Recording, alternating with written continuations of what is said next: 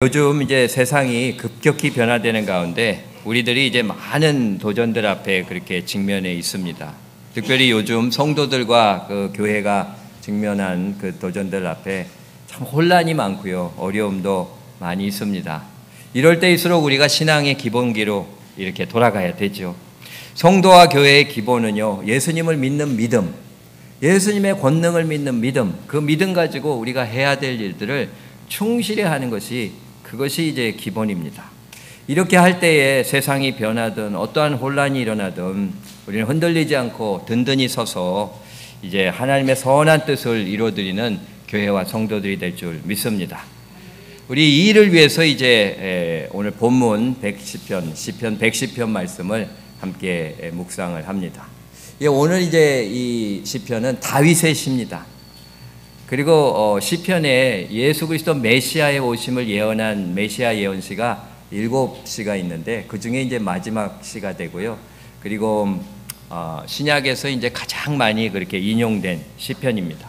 그러니까 다윗이 성령의 감동 가운데 예수님이 오시기 천년 전에 이렇게 예수님에 대해서 이제 예언의 말씀을 선포한 내용입니다. 이제 1절을 보면 여호와께서 내 주에게 말씀하시기를 내가 내 원수들로 내 발판이 되게 하기까지 너는 내 오른쪽에 앉아 있으라 그렇게 말씀합니다. 이제 첫 번째 화면으로 넘겨주시기 바랍니다. 이제 여기서 여호와는요 성부 하나님을 의미합니다. 그리고 이제 다윗이 얘기한 내 주는 예수 그리스도 성자를 그렇게 의미하죠. 그러니까 다윗이 영감을 받아서 예수 그리스도를 자신의 주로 그렇게 고백을 합니다. 마태복음 22장에 보면 이제 예수님께서 바리새인들에게 너희는 그리스도를 누구라고 생각하느냐 그렇게 물어보니까 유대인들이 바리새인들이 다윗의 자손입니다 그렇게 이야기를 하죠.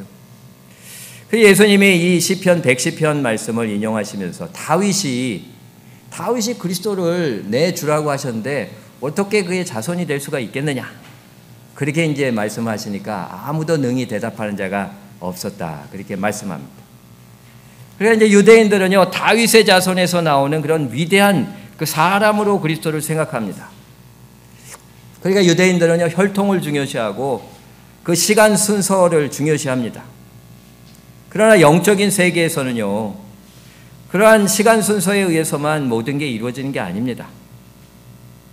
예전에 어떤 엄마가 이제 두 딸이 동네에 이제 서커스가 들어오니까 거기에 어떻게 해야 될 것인가 그 의논하는 소리를 엿들었습니다. 그 두 딸이 모두 그냥 그 서커스에 우리 좀 가야 되겠다 그렇게 얘기를 하는데 이제 15살 된 언니가 10살 된 딸에게 그냥 네가 그렇게 좀 엄마한테 부탁을 해봐 그렇게 했는데 그냥 동생이 계속 때를 쓰면서 언니가 꼭 부탁해야 된다고 그렇게 얘기를 합니다. 그러니까 언니가 왜 꼭 내가 엄마한테 부탁을 해야 되니? 그랬더니 그 동생이 그거는 언니가 엄마를 더 오래 알아왔잖아. 그렇게 이제 얘기를 했다고 하는데요. 그게 어떤 이런 기간이나 어떤 시간 순서, 유대인들은 이런 시간 순서와 혈통을 그렇게 중시했습니다. 시간적으로 혈통적으로 다윗의 후손이고 또 로마의 압제에서 구해주시며 이스라엘 정치 경제 또 군사적으로 해방시키고 부흥시키게 할 그런 인물로만 생각을 했습니다. 근데 예수님은 그리스도가 그런 존재가 아니라고 그렇게 말씀을 하고 있습니다. 예수님은 그리스도는 우리의 구주시요 구원자이심을 분명히 말씀하고 계십니다. 예수님은요 하나님의 독생자이시고 하나님 그분이십니다. 예수님은 태초에 하나님과 함께 계셨고 만물이 그로 말미암아 지은 바 되신 창조주셨습니다. 예수님은 우리에게 생명을 주시고 우리에게 빛이 되시는 분이십니다. 우리를 사랑하셔서 이 땅에 오셔서 당신의 살과 피까지 다 내어주신 우리의 구세주요 구원자십니다. 이것을 믿어야 되지 않겠습니까? 세상이 변하고 사람들이 변해도요 예수님은 그렇게 변하지 않습니다. 그분은 언제나 변함없이 우리를 사랑해 주시고 구해 주시는 구세주요 주님이십니다. 사람들은요 평소에 나와 그렇게 가까이 하고 친하게 지내고 뭐 잘해 주는 것 같은데요 좀 어려움을 당하고 또 허물을 보이면 그렇게 등을 돌리고 외면합니다.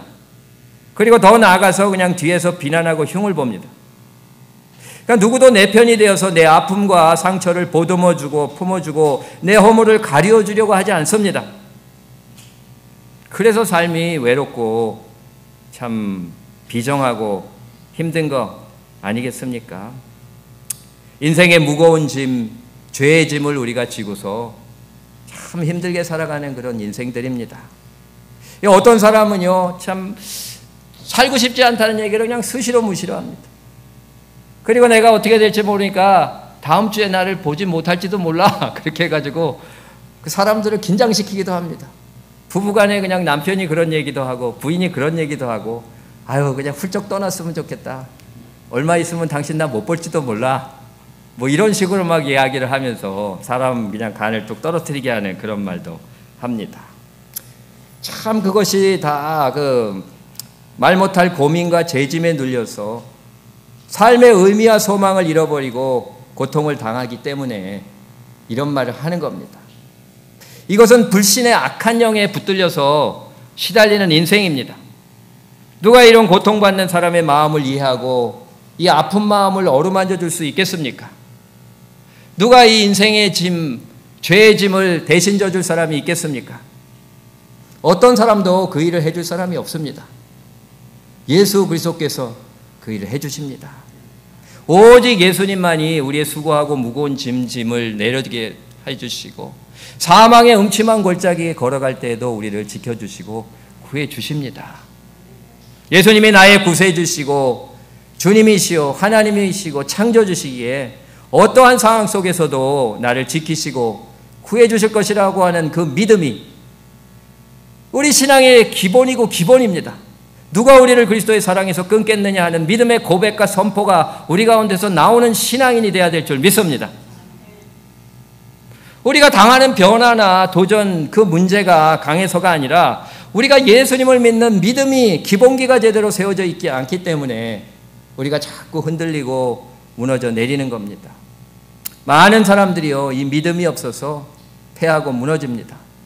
세상이 변하고 무슨 일이 있어도 산이 흔들리고 바다 가운데 빠질지라도 육신의 병마에 걸리고 사랑하는 사람이 떠나고 여러 가지 형편들이 어려워지고 또 힘들어지고 환난과 고통이 있어도 예수님이 늘 나와 함께 하시고 나를 지켜주시고 구해주시는 그 나의 구대주심을 굳건히 믿어야 됩니다. 오늘 예수 그리스도에 대한 그 믿음 위에 굳건히 서시기를 주님의 이름으로 축원합니다. 정말 예배 나와서 뭘 받아가시려고 합니까? 예배에 나오셔서 하나님 만나시고 그분이 주시는 믿음을 받아서 나가야 됩니다. 오늘 그 믿음을 받아서 나가서 세상에서 승리하는 저와 여러분들이 되시기를 바랍니다. 여기서부터 시작해야 됩니다. 하나님께서 성자 예수님께 너는 내가 내 원수들로 내 발판이 되게 하기까지라고 말씀합니다. 두 번째로 넘겨주시기 바랍니다. 예수님이 재림하셔서 대적의 세력을 완전히 멸하시는 그 최후 승리 때까지를 의미합니다. 그때까지 예수님께 하나님 보좌 우편에 앉아 있으라고 말씀을 합니다. 이 오른쪽은요, 하나님의 권능을 의미합니다. 그러니까 이사야서 41장도 보면은 이제 두려워 말라 내가 너와 함께함이라 놀라지 말라 나는 너의 하나님이 됨이라 내가 너를 도와주리라 참으로 나의 의로운 오른손으로 너를 도우리라 그렇게 말씀하지 않습니까? 이게 오른손이라고 그럽니다. 그러니까 오른쪽이라고 하는 것은 위치로서가 아니라 성자 예수님이 성부 하나님과 그 존재와 권능과 능력에 있어서 동일하다는 의미입니다. 우리는 이러한 예수 그리스도의 권능을 믿고 의지해야 됩니다. 여호와께서 시온에서부터 주의 권능의 규를 내보내시리니 주는 원수들 중에 다스리소서 이렇게 말씀하잖아요. 이 규라고 하는 것은요, 왕의 권위와 권능을 그렇게 상징하는 작은 지팡이 같은 겁니다. 이 규라는 말이 성경에 나오잖아요. 어디 나옵니까? 에스더서에 나옵니다. 에스더가 이제 유다 민족이 도륙당할 그런 위험 앞에서 아수에로 왕 앞에 나가가지고 우리 유다 민족을 좀 구해 주십시오. 왕비로서 그렇게 간청을 그렇게 해야 되는데 두려워서 못 나갑니다. 왜냐하면 왕이 금규를 내밀지 않으면은 아무리 왕비라도 그렇게 죽임을 당할 수 있기 때문에 두려워서 못 나가잖아요. 이렇게 사람의 생사 여탈권을 가진 것이 왕의 이 규가 되는 겁니다. 엄청난 그런 권위와 권능을 상징합니다. 그러한 권능의 규가 시온으로부터 나온다고 그렇게 말씀합니다. 그러니까 시온은 하나님이 계신 곳입니다. 그래서 하나님으로부터 그러한 권위와 권능이 나온다고 말씀을 합니다. 근데 사실 이스라엘 백성들은요, 하나님을 믿는다고 하면서도 왕의 그 권위와 권능을 제국의 왕들로부터 인정받고 부여받는 것으로 그렇게 이제 삼으려고 했습니다. 그래서 그냥 대제국의 애굽이나 또 아수르나 이 바벨론 왕들의 그런 권위에 인정을 받으려고 그냥 떼쓰고 애를 쓰고 그렇게 힘을 썼습니다. 그래서 뭐 조공을 그냥 보내기도 하고 사신을 보내기도 하고 그렇게 정략 결혼을 하기도 했습니다. 이게 솔로몬이 대표적인 그런 사람이죠. 그렇게 해서 이제 애굽의 그 공주와 그렇게 결혼을 해가지고 그의 도움과 인정을 받으려고 그렇게 애를 썼습니다. 애굽의 바로에게 또 아수르 왕에게 또 바벨론 왕에게 그렇게 인정을 받으려고 줄을 댔습니다. 그런데 다 그들이 망했잖아요. 그러나 정말 하나님을 경외하고 그분만을 그렇게 믿고 그분의 권능만을 의지했던 왕들은 그런 대제국의 왕들의 인정을 배척하고 오직 하나님만 섬겼습니다. 그리고 하나님이 주시는 형통을 받아 누렸습니다. 다윗이 그렇잖아요. 그리고 유다의 13대 왕인 히스기야 왕도 그렇게 제국의 왕들을 배척하고 하나님만 섬겼습니다. 열왕기하 18장을 보면 그런 말씀이 나옵니다. 그가 여호와를 경외하고 떠나지 아니하였고 여호와께서 모세에게 명하신 계명을 다 지켰더라. 여호와께서 저와 함께 하심에 저가 어디로 가든지 형통하였더라. 저가 아수르 왕을 배척하고 섬기지 아니하였노라. 그렇게 말씀을 하고 있습니다. 대제국의 아수르 왕을 배척하고 섬기지 않고 오로지 하나님만 섬기며 그분의 인정과 그분이 주시는 권위와 힘과 영광만을 추구했습니다. 그렇기에 하나님 주시는 참된 형통을 누릴 수가 있었습니다. 예수님 당시에 유대인들도요, 이런 자꾸 외적인 권위와 그런 모습에 붙들려 있었습니다. 그런 것들에 집착하고 있었습니다. 유대인이냐, 어느 가문 출신이냐, 또 누구 문화에서 배웠냐, 얼마나 똑똑하고 부자인가, 이 외적인 것들에 따라서 권위와 능력을 부여하고 인정을 했습니다. 그런 기준에 따라서요, 그들은 예수님을 인정하지 못하고 무시하고 배척하지 않았습니까? 가난한 갈릴리 사람이라고 무시하고요, 못 배운 목수의 아들이라고 그렇게 무시하고요, 연소한 사람이라고 무시하고요, 그리고 뭐 가진 것도 없고 무지랑이 같은 그런 전한 사람들하고 같이 몰려다닌다고 그렇게 배척하고 그렇게 해서 나중에 죽이기까지 했습니다. 그분이 주시는 생명과 은총을 누리지 못하는 불행한 사람들이 되고 말았습니다. 우리는 어떤 걸 인정하고 어떤 것에서 그렇게 권위를 찾습니까? 우리 자신을 한번 되돌아보시기 바랍니다. 그럼 오늘의 본문은요, 주님의 그 권위와 권능이 시온 하나님이 계시는 곳 하나님으로부터 나온다는 것을 분명히 선포하고 있습니다. 그 예수님은요, 하나님으로부터 오신 분입니다. 그분의 권위와 권능을 가지신 분입니다. 그분이 그러한 하나님으로부터 가진 권능으로 다스리시고 통치하고 계십니다. 그래서 그분이 그런 권능으로 우리를 다스리시고 지키고 통치하시기에 어떤 악한 영이 우리를 대적하고 공격해도 절대로 우리는 쓰러지고 망하지 않습니다. 지금 개인적으로 아무리 힘들고 또 교회적으로 세상적으로 아무리 어려워도 예수님이 당신의 권능으로 다스리시고 우리를 지켜주심을 굳건히 믿으시길 바랍니다. 그런 믿음의 굳건히 서기를 주님의 이름으로 축원합니다. 정말 죽은 자를 다시 살리시고 풍랑을 잠잠케 하시는 그 주님의 권능으로 우리를 지키심을 믿어드리시기를 바랍니다. 그렇게 권능을 그렇게 믿고 의지할 때에 그분의 권능이 내 권능이 되고 그 권능이 내 가정과 교회와 세상에 나타나게 되는 겁니다. 예수님의 그 놀라운 능력과 권능을 믿어드리고 붙들 수 있게 되기를 바랍니다. 이게 다윗이 그렇잖아요. 이 말씀의 저자인 다윗이 주의 권능과 위엄을 믿음으로 고백하며 선포합니다. 세 번째로 넘겨주시기 바랍니다. 여호와여, 광대하신가 권능과 영광과 이김과 위엄이 다 주께 속하였사오니, 여호와여, 주권도 주께 속하였사오니, 주는 높으사 만유의 머리심이니이다.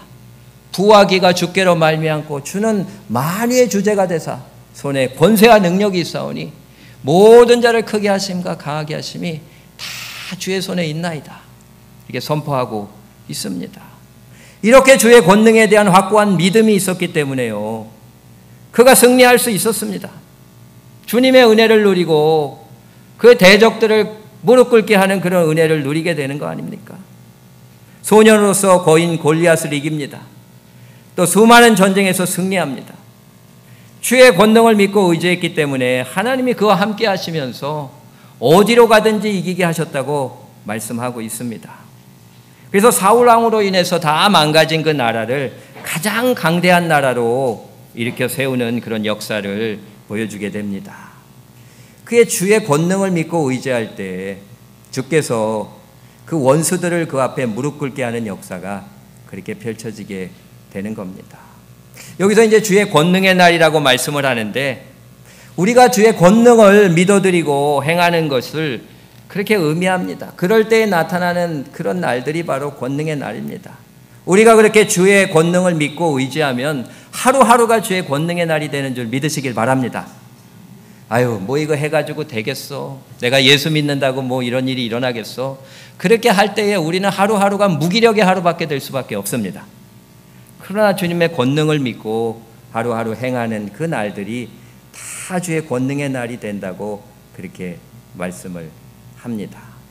그 주의 권능의 날에 주의 백성이 거룩한 옷을 입고 즐거이 헌신한다, 이렇게 말씀합니다. 그러니까 우리가 주의 권능을 믿어드리고 의지하고 행하는 날들에 정말 우리가 거룩한 옷을 입고 그렇게 주님을 섬기게 된다고 말씀을 합니다. 그러니까 주님의 권능을 의지하게 되면요, 우리가 즐거이 헌신할 수 있는 주의 백성이 됩니다. 근데 주님을 믿지 않고 주님의 권능을 의지하지 않고 계속 내 힘으로 내 생각대로 그렇게 섬기게 될 때에는 자꾸 그렇게 불신이 들어오고 두려움과 불만과 갈등에 빠져들게 되는 겁니다. 헌신은 자기 몸을 드리는 거 아니겠습니까? 로마서 12장에 너희 몸을 하나님이 기뻐하시는 거룩한 산제사로 드리라고 그렇게 말씀을 합니다. 그러니까 몸은요, 우리의 마음과 에너지와 생명과 모든 것을 담고 있는 거 아닙니까? 그러니까 모든 것을 주님께 드려서 헌신하는 사람이 되라고 말씀을 하는데, 우리가 주의 권능을 믿고 섬기게 될 때 기쁨으로 주님께 이 모든 것을 드리게 돼서 하나님을 섬긴다고 말씀을 하는 겁니다. 또한 우리가 주님의 몸된 교회로서 우리가 다른 사람들에게 복음을 전해주는 것 또한 즐겁게 감당하게 됩니다. 주님을 믿고 주님의 권능을 의지해서 우리가 섬기게 될 때 즐겁게 복음 전파의 사명을 감당합니다. 우리가 믿음이 없기 때문에 우리가 복음 전파의 사명을 주저하고 제대로 감당할 수 없을 때가 많이 있습니다. 특별히 우리가 이 지역의 젊은 사람들 전도를 위해서 우리가 가감하게 기쁘게 우리의 자원과 물질과 또 시설을 내어주어서 그렇게 섬기고 그들이 교회에 나오게 될 때에 우리가 하나님께 올려드리는 그런 헌신을 우리가 하게 됩니다. 이런 마음으로 헌신할 때 새벽 이슬 같은 주의 청년들이 주께 나온다, 그렇게 말씀을 합니다. 이 새벽 이슬이 이스라엘에서 얼마나 귀한지 모릅니다. 그러니까 비가 많이 내리는 그런 지역이 아니기 때문에 거기에 이제 새벽 이슬이 식물을 먹이고 또 땅을 적시고 또 많은 그런 생물들을 이렇게 소생시키는 그런 역할을 그렇게 하죠. 그러니까 그게 귀한 겁니다. 정말 귀한 자원입니다. 그런 귀한 청년들이 주께 나온다고 그렇게 선포하고 있습니다. 근데 주의 청년은요, 나이로만 얘기하는 것은 아닙니다. 갈렙과 같이 믿음을 가지고 진취적인 기상을 가지고 섬기는 사람들을 의미합니다. 그러한 귀한 성도들이 교회 안팎에서 나타나게 된다고 그렇게 말씀을 합니다. 정말 믿음 위에 굳건히 서서 주의 권능을 붙잡고 섬겼던 다윗에게 이런 역사가 나타나는 것을 보게 됩니다. 역대상 12장 22절을 보면 날마다 사람이 다윗에게서 와서 돕고자 하며 큰 군대를 이루어 하나님의 군대와 같았더라. 할렐루야. 이런 역사가 나타났다고 말씀을 합니다. 지금 아무리 변화가 극심하고요, 도전이 많은 힘든 시대이고 특별히 교회가 어려운 시대라고 하지만 사실 교회는 항상 도전의 직면에 있었습니다. 늘 교회와 성도들은 환난과 고통을 겪어야 했습니다. 그러나 주님을 온전히 믿고 그분의 권능에 의지해서 섬긴 성도들과 믿음의 공동체는 주님께서 지켜주시고 구해주시고 귀한 자원들, 일꾼들을 더해주셔서 더 잘 섬기도록 그렇게 부흥케 해주셨습니다.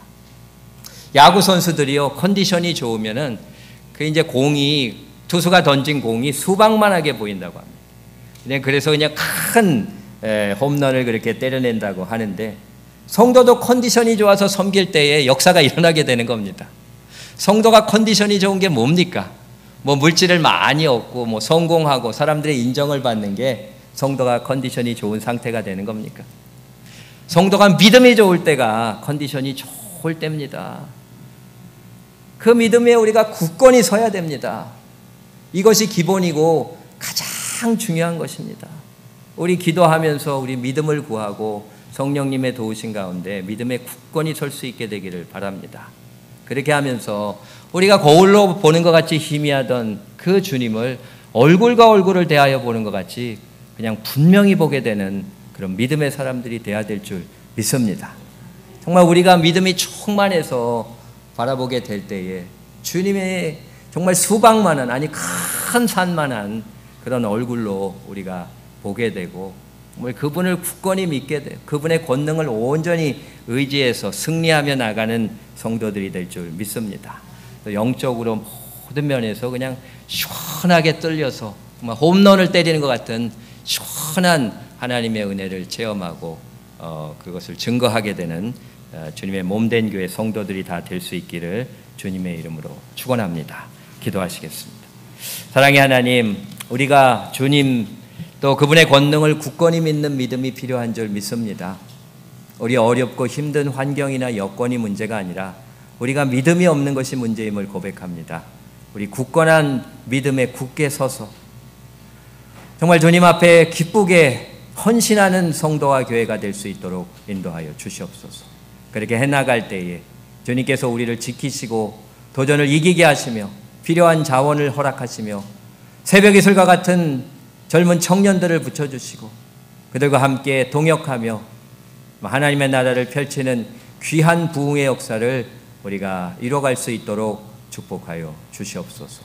이 모든 말씀 우리 사랑하시는 예수님의 이름으로 기도드렸습니다. 아멘.